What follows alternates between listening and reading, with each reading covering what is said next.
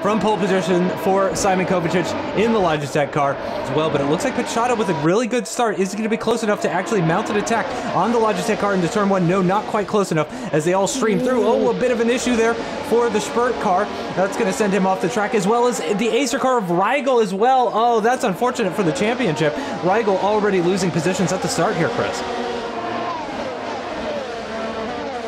The 10 of the field. Oh, that's Rigel again that's gone too deep, as long with Herr-Necki. Oh, that could be a lot of tangling going on. There's Liska in the Benzina car. As we look a little bit further down, this is the battle for 8th position. Jelinek trying to defend from Bušek in the Smarty car. Jelinek goes a little bit deep through there. Are they going to be side by side into the Casio Triangle? Very late braking for Bušek up the inside into the Casio Triangle, and P8 belongs to Bušek in that Smarty car. Nice overtake there. As we look at Herr-Necki on the back of Rigel, Rigel is struggling.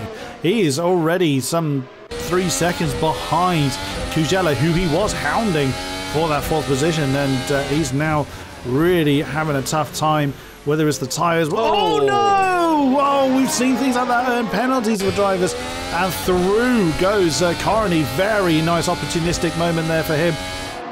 Look at the momentum that lost the Avast car. Here comes Corny. Surely this is going to be a banzai move coming into Casio Triangle. He had to back out of it. He got too close to the Acer car, but he's going to go for the outside of the first part of the Casio Triangle.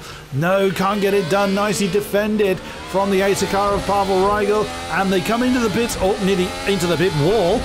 They come in sync, and Herr-Necki's chosen to continue. Oh, no! A problem there. Oh no. My goodness. Now, that's not the first time we've seen pit lane issues. Oh, dear. That's Kujela.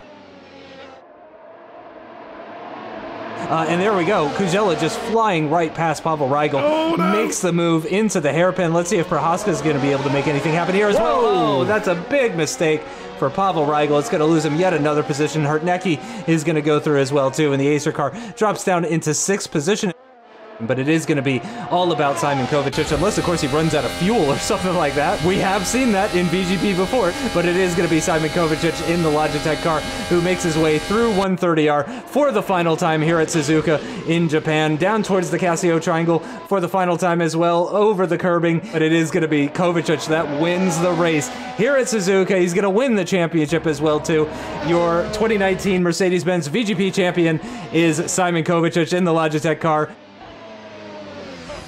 What a race. I mean, I have to say driver of the day, probably Kovacic, but Pichata did a fantastic job. I have to say, really impressive stuff from David Pichata. He's really impressed me in the tail end of this season. Kujela picking up that final podium position. Very well deserved. Yaroslav Prohaska following right.